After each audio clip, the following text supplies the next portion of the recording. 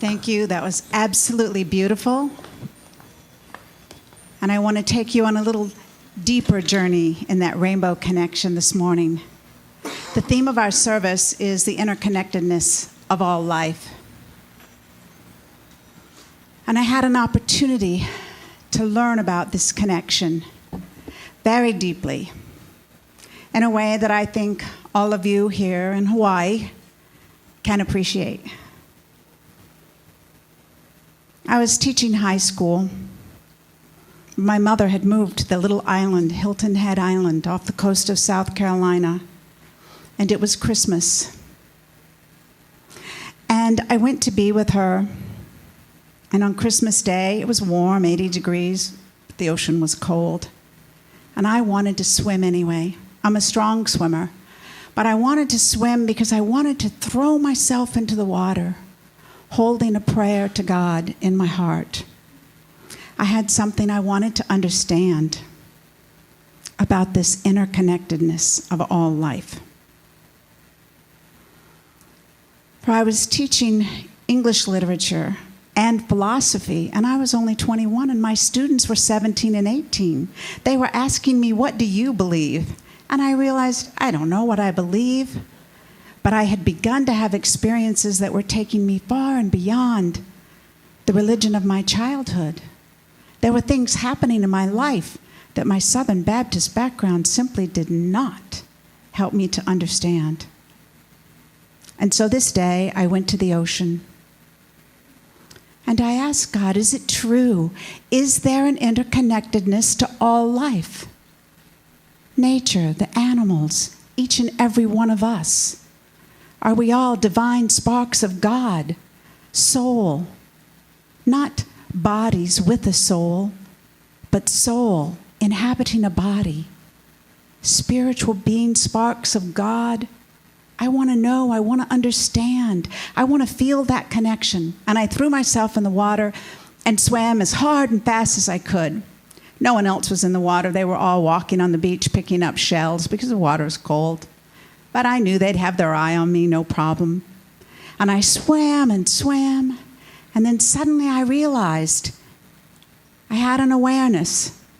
Reverend Jack said the title of my book is Inner Guidance, Our Divine Birthright. My inner guidance spoke to me and said to look up.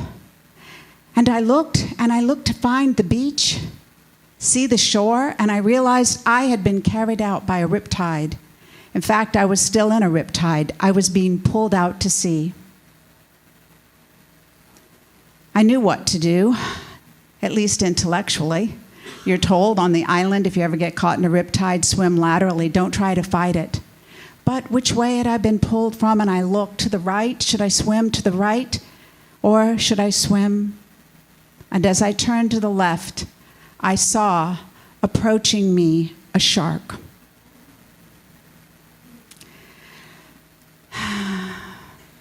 The interconnectedness of all life includes sharks. Life is full of sharks. They're at every turn. Sometimes it's just traffic. Sometimes it's someone. And yet, it's all vibrational, isn't it? I didn't understand that at the time. I wanted to fight the shark. I'll take care of it. Let's see, what do? Poke it in the eye? Does it have a soft underbelly? Did anyone ever fight a shark and come away with all their appendages intact? I didn't think so. I did not think so. My heart was actually pounding out of my chest. I was scared to death, and I was calling upon God just to lift me up, get me out of this water now. There were no jet skis. No one was coming to rescue me.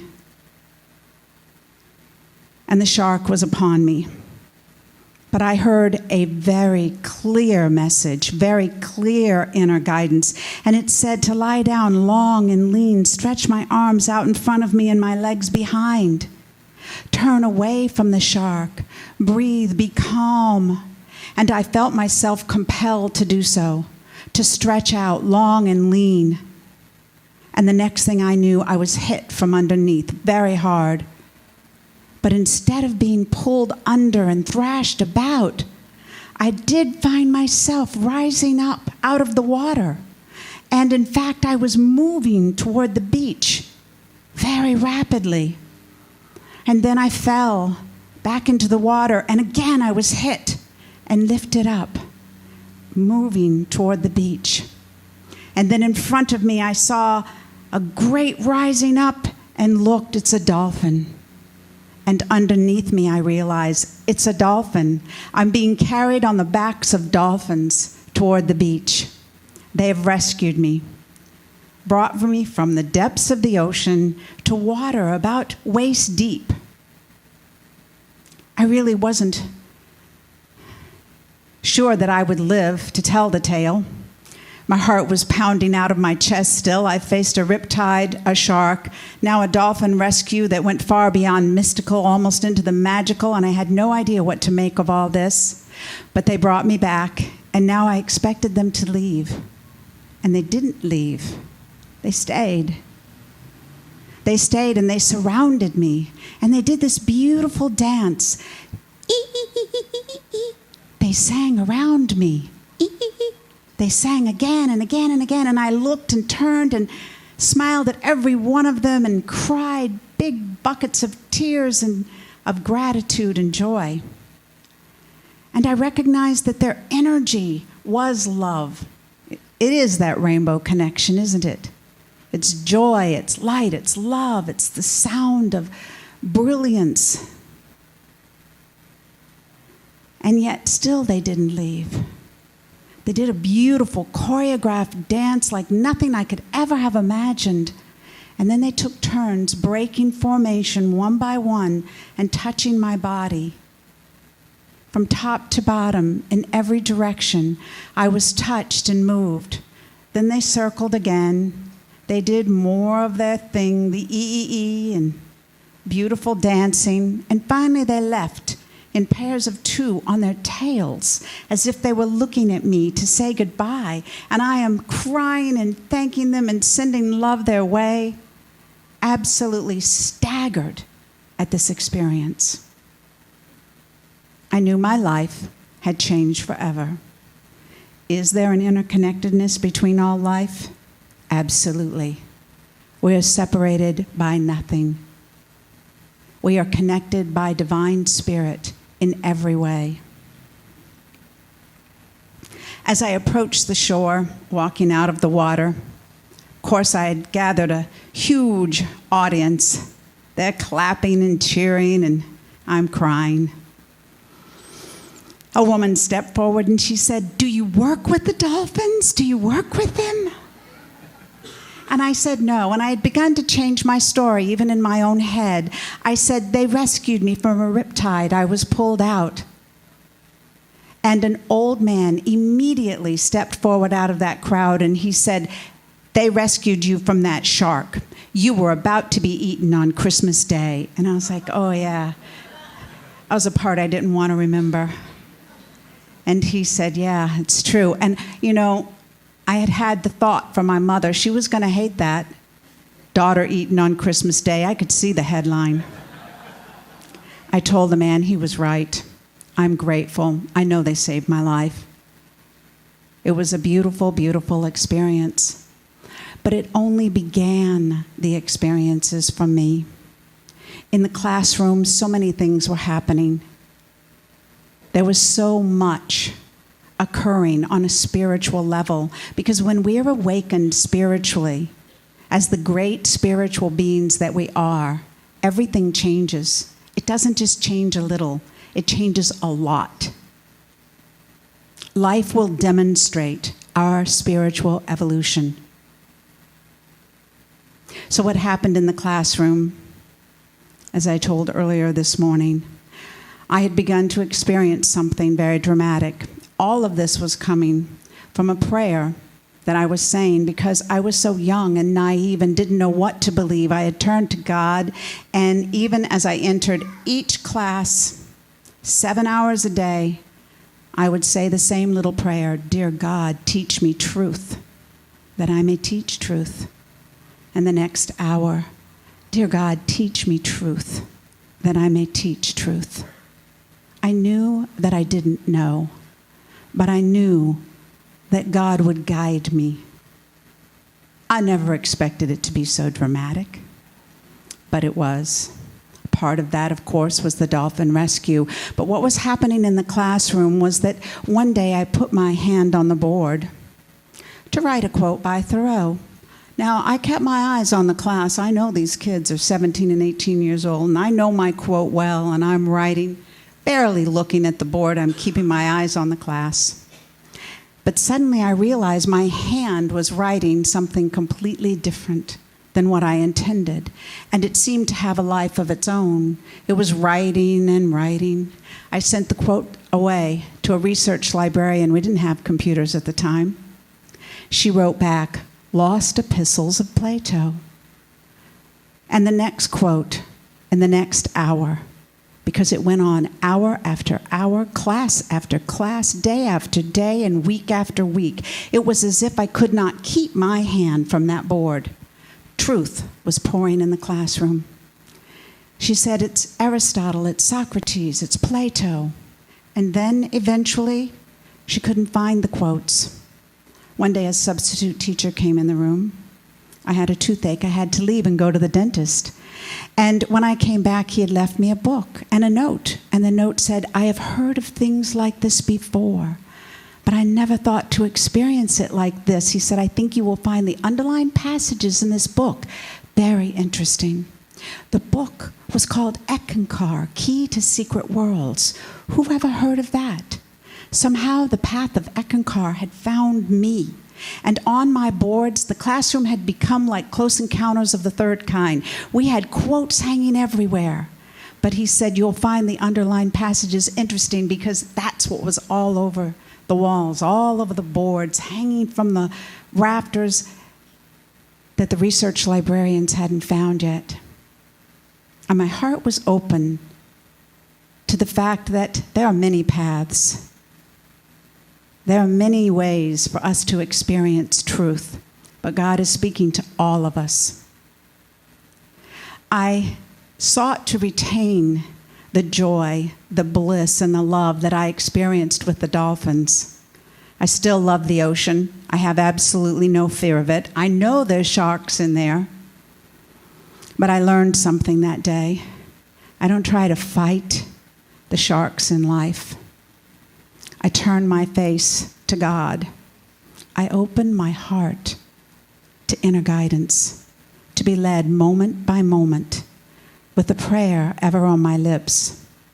And one of the things I learned along the way I'd like to share with you today. There's an ancient name for God. It's Hu, spelled H-U. This is a sound that's been known throughout the universes and throughout time. And it's sung by people of many different faiths and religions and backgrounds, or none at all. And so I invite you to join me, for it enhances each individual and each religion and each path as we simply raise our vibrations into the highest love that we can fathom, the greatest joy that we can reach. And I'd like you to sing with me for just a moment, just a minute, as a love song to God, a prayer of the deepest sort, if you'd like to join in or simply listen. I'll sing it with you for a few minutes, not a few minutes, a minute, and then I'll end with "May the blessings be," if you'd care to join me now.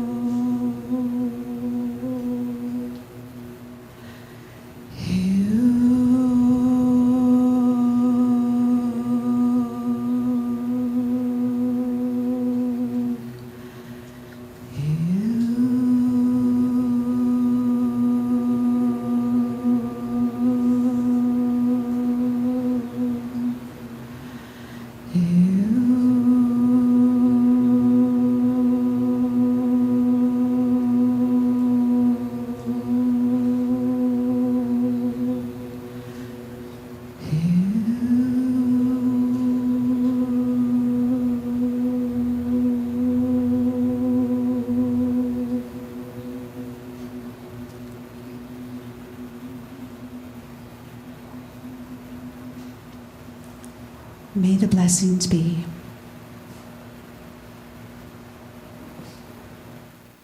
That sound can be sung silently or aloud. You can simply think it anytime, day or night. Personally, I dedicate myself to doing it as a spiritual exercise, singing this song, chanting it quietly with simply love, putting all worries and doubts and fears aside, the nothingness, and opening myself to truth, to the wisdom that's available to each and every one of us. This morning earlier, I shared that I learned along the way on this path that I study that there are angels and teachers and masters of the universe, and we can call upon them and ask for their guidance. They don't speak to any one religion or any one people. They're there for all of us, all the time. And I had a dream with one such master that I wanted to share with you because it helped me to let go of the limitations of my past so that I could experience love and life and joy at a much deeper and higher level. To me, this is a story of our dreams becoming reality, our fondest wishes becoming true. But it starts with a spiritual depth, as all things really do. In the dream, I was walking with the master through a beautiful pasture, a field, and everything was lovely. He was discoursing me, speaking to me. And then suddenly I saw before me, as if it were a line of demarcation in the grass, something that caught my eye. And I said to him, I can go no further. I must stop here. And he said, what is it, Anne? Why can't you go on? And I felt him gently putting his hand on the small of my back. But I stepped away. And I said, don't you see? Here, this is the land of wealth. I can't go in. Every blade of grass has an emerald attached. Every pink flower has a ruby in it. Every leaf is adorned with emeralds, and it's all too much. I can't go in. And he said, but Anne, why is that again? Remind me. And I said, you know, it's the land of wealth. It's like the rich man trying to enter into heaven. I cannot go. I cannot go with you there. And he said, oh yes, Anne, I remember when you had foolish, childish beliefs like that when you were younger. And I said, what? And as I was exclaiming, he gently pushed me over the line. There I stood in the land of wealth. And I said, you pushed me. And he said, yes, I did. But as long as you're here, perhaps you'd like to look around. I didn't understand what he meant about my foolish childhood notions. I thought there was legitimacy to this concept on a spiritual level, but he was here to teach me personally that this was a weakness in my consciousness, and that to move to a higher level meant that I must open up to the possibilities of spiritual greatness. But with that comes the wealth of all aspects of life. And I knew somehow my life again was about to change. He took me around. I felt and saw all the beauty. And despite my previous belief, my longing in my heart was to stay here. But I was shocked when he said, Anne, this is your true home. And I said, how could this be, all this opulence? I don't belong here. This can't be. I had come from a background of poverty, and I felt that there was somehow a high spiritual order in that. But he was here to tell me no. Our job is to make the most of ourselves, to be all that we can be, to achieve all that we can achieve. I had no idea that was a weak link in my system. I thought it was a virtue. I thought it was my virtue. But he told me, no, Anne, breathe in the essence of this place because you can return anytime you want. And I breathed in deeply. And I thought I would smell a flower, a scent I could recognize. But I couldn't identify it, and I breathed again. I said, it is The only way I can describe it is the essence of calm. And he said, yes, it is a calm and untroubled state of mind. This is your true nature. It is our true nature. It is the nature of each of us as soul. We are brilliant sparks of God, here to fulfill our own highest and greatest destiny. We are here to be those brilliant diamonds.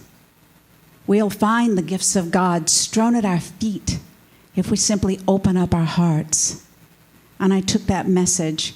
When I woke up the next morning, I knew that we are each being individually taught what we need to hear. There are certainly universal messages, of course, but my weakness was shown to me. My weakness was changed. I awake now in a world that is so beautiful, in love and abundance of all good things, of a joy, a depth, that rainbow connection that I never imagined was possible for me. And that's the message for all of us. We're at once all rescued, guided, guarded, protected, and deeply, deeply loved. Thank you so much for allowing me to be with you. I appreciate the opportunity to speak and meet with you, and I'll remain afterwards to speak to those who would like to chat. Thank you for Hawaii, for your beautiful waters, for the dolphins, and all the love that is. Thank you.